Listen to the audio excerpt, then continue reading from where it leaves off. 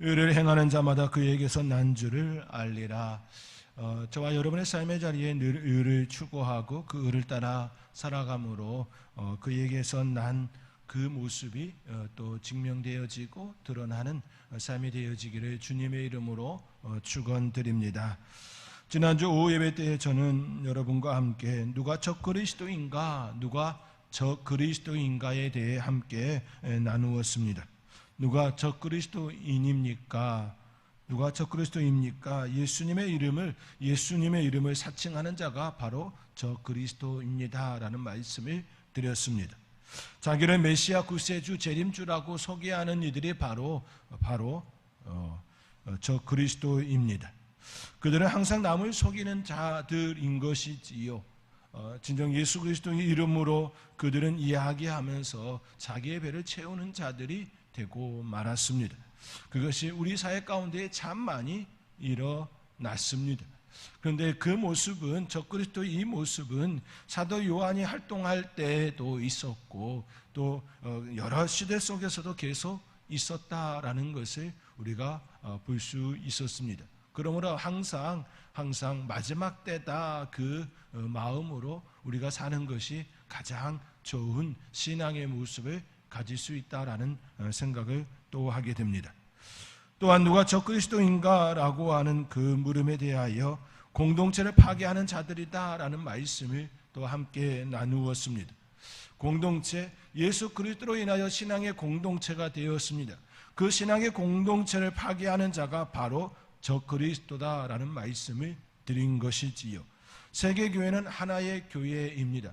세계교회가 하나의 교회가 되어질 수 있는 것은 예수 그리스도, 예수님을 나의 구세주로 고백하는 그 신앙 고백 위에 세워졌기 때문입니다 라는 말씀을 드렸습니다.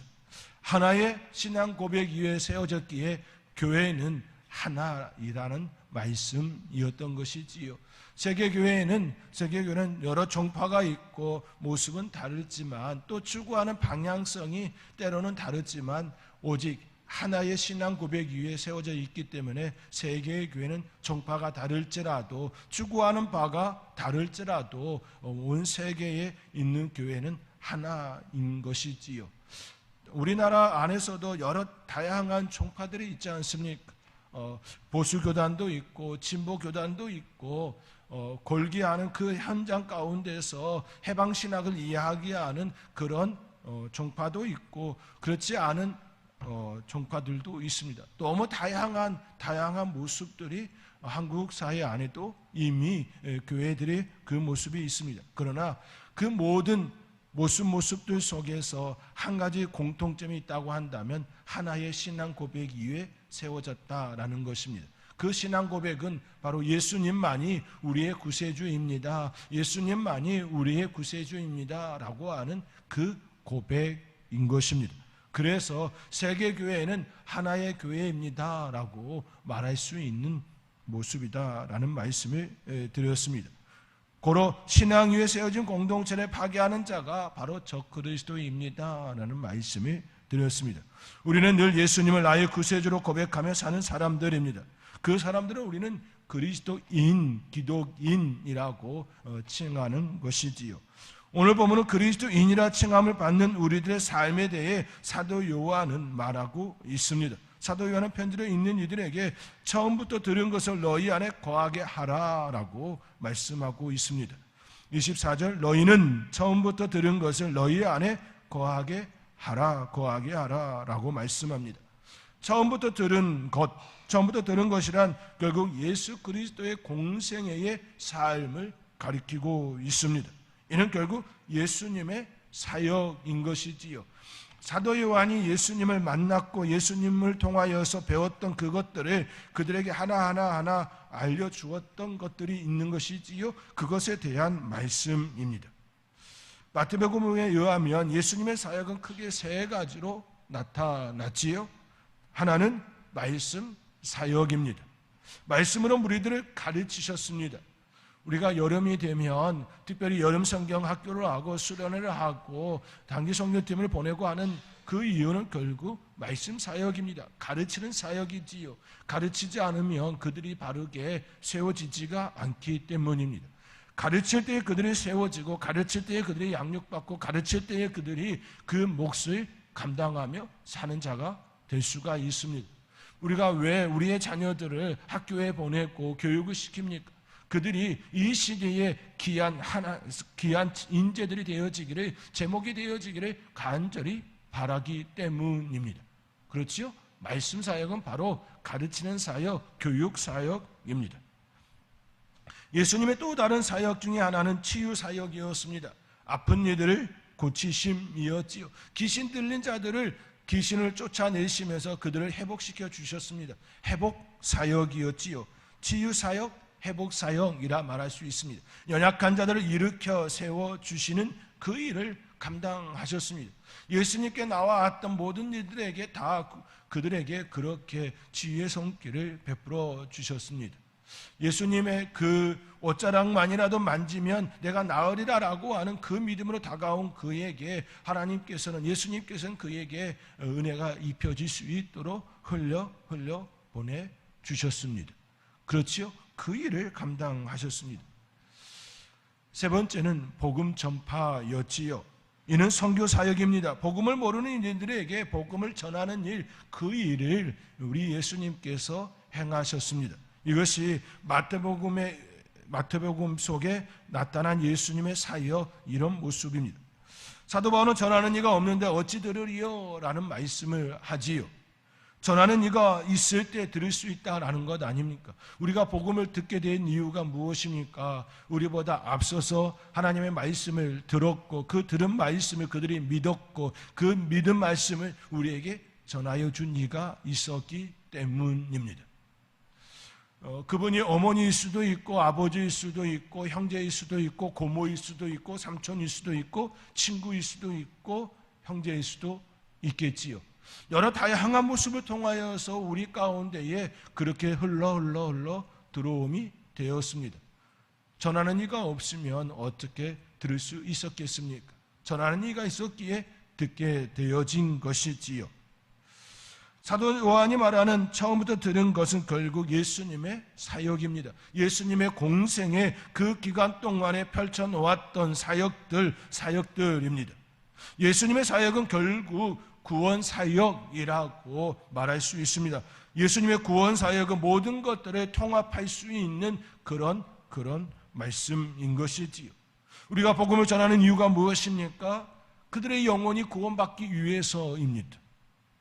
우리가 치유를 위하여 기도하는 이유가 무엇입니까? 육체의 회복을 통하여 하나님의 일을 감당하는 자들이 되게 하기 위해서인 것이지요.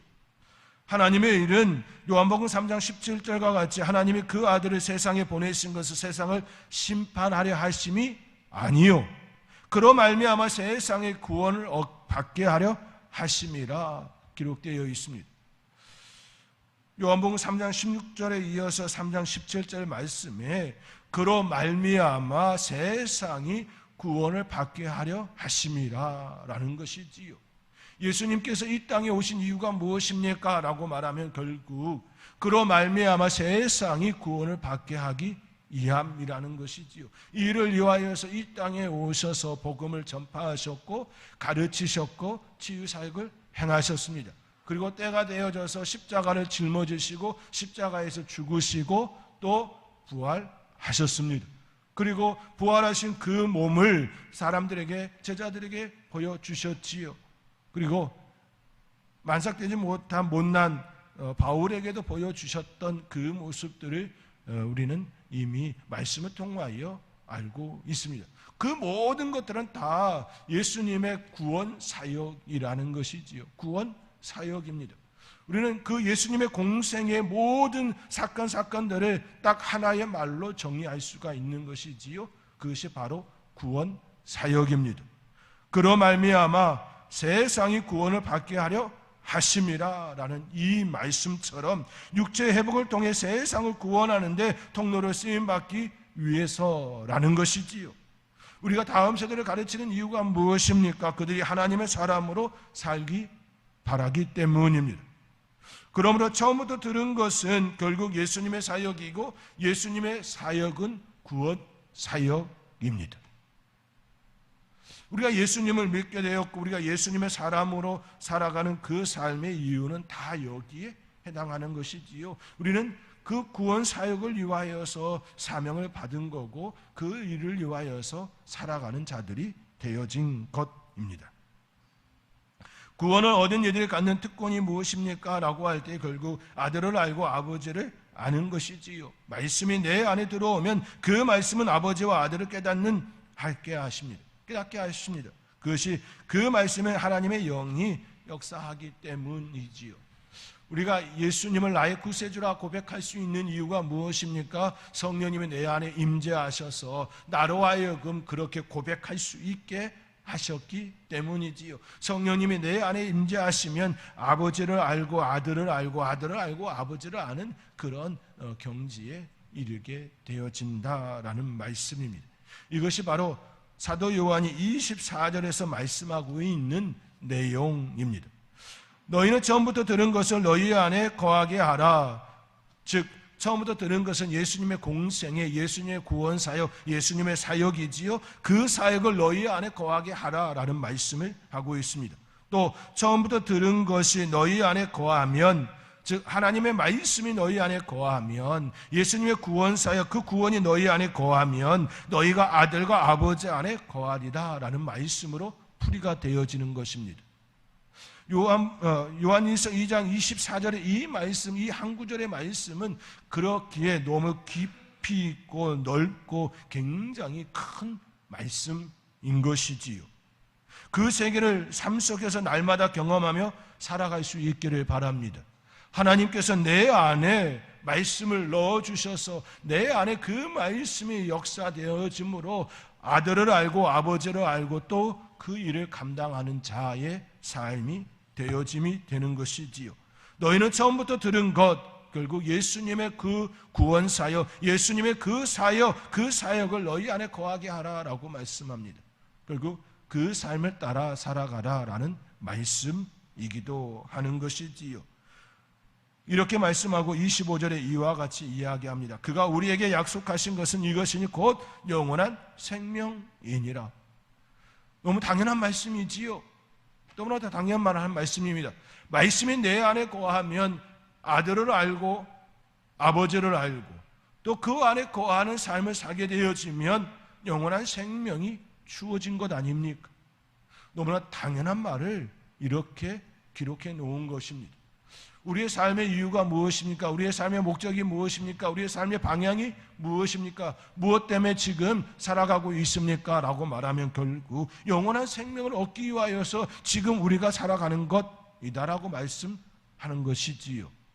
이 땅에 사는 이유가 무엇입니까? 라고 할 때에 많은 돈을 벌기 위해서, 많은 물질을 얻기 위하여서 아니지요. 그것들을 통하여서 영원한 생명으로 대체하기 위해서인 것이지요. 하나님께서 내게 물질을 주시고 그 물질을 가지고 영원한 생명의 그 가운데 사는 동안에 하늘의 상을 바꾸기 위해서 아닙니까? 우리가 건강을 유지하는 이유가 무엇입니까? 우리가 건강해야 되는 이유가 무엇입니까? 그 건강을 통하여서 예수님의 그 사역을 우리의 삶의 자리에 드러내기 위함인 것이지요. 영원한 생명을 위하여 그 모든 것들을 추구하고 바라고 원하고 그렇게 살아가는 것이지요. 돈 씻습니까? 물질 씻습니까? 아니지요. 좋습니다. 그런데요, 그 좋아하는 진짜 이유가 무엇이냐라고 묻는 겁니다. 그 돈으로 무엇을 할 거냐라고 묻는 물음이라는 것이지요. 우리의 삶의 자리에 필요로 한 것들이 참 많이 있습니다. 그 필요로 하는 그 진짜 이유가 무엇이냐라고 묻는 그런 말씀이기도 합니다. 결국 영원한 생명을 위하여 우리 하나님께서 우리에게 약속하신 것을 얻기 위하여 그 모든 것들을 다 사용하는 그런 방향이라는 것을 보게 되어집니다. 그렇기에 우리에게 말씀하는 것이지요. 너희를 미혹하는 자들에 관하여 내가 이것을 너희에게 썼노라 라고 말씀하며 이어지는 27절의 말씀을 우리에게 말씀하고 있습니다. 결국 영원한 생명을 소유한 사람은 그 가르침 속에 살아야 합니다. 영원한 생명을 소유한 사람은 그 가르침, 그 법대로 살아야 합니다. 대한민국 사람은 대한민국의 법을 따르는 것처럼 영원한 생명을 소유한 사람은 영원한 그 천국의 법을 따라야 합니다. 그 법이 무엇입니까? 라고 할 때에 성령의 법이지요. 이것을 사도 요한은 기름 부음이라는 용어로 사용하고 있습니다. 27절의 말씀입니다. 27절 말씀 우리 함께 읽겠습니다. 너희는 주께 받은 바 기름 부음이 너희 안에 거하나니 아무도 너희를 가르칠 필요가 없고 오직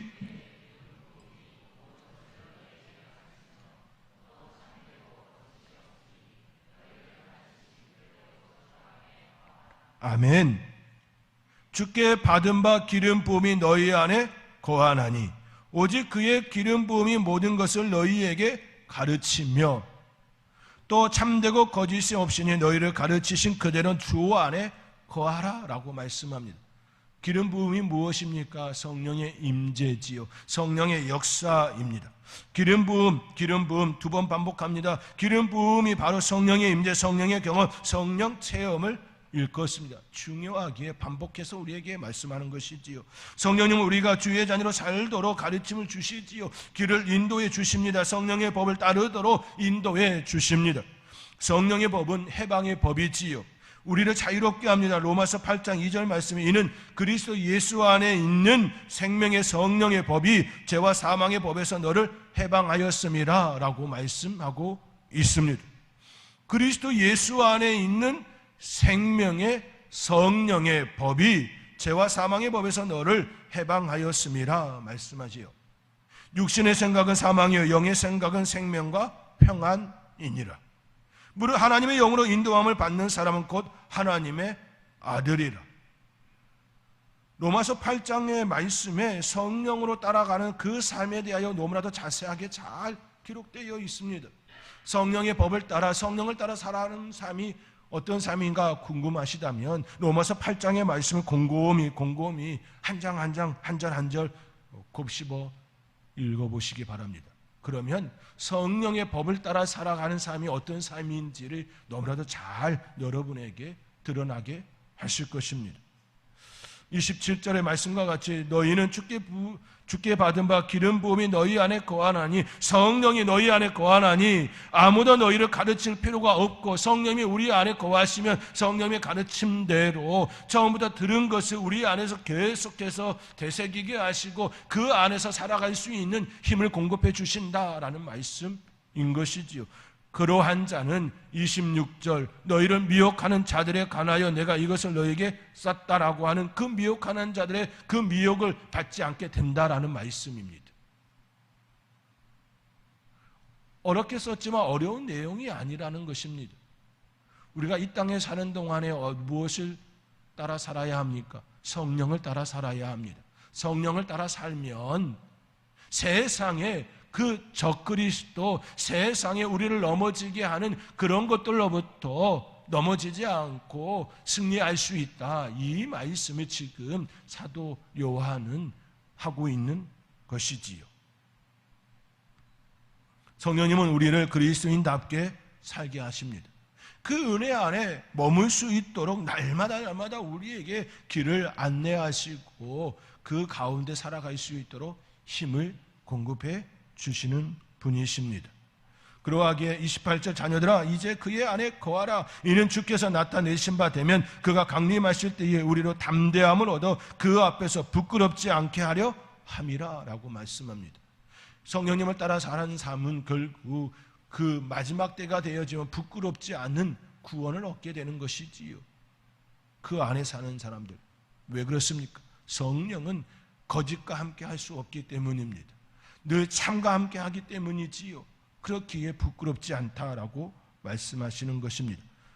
그리하여 29절 너희가 그가 그 의로우신 줄을 알면 의를 행하는 자마다 그에게서 난 줄을 알리라.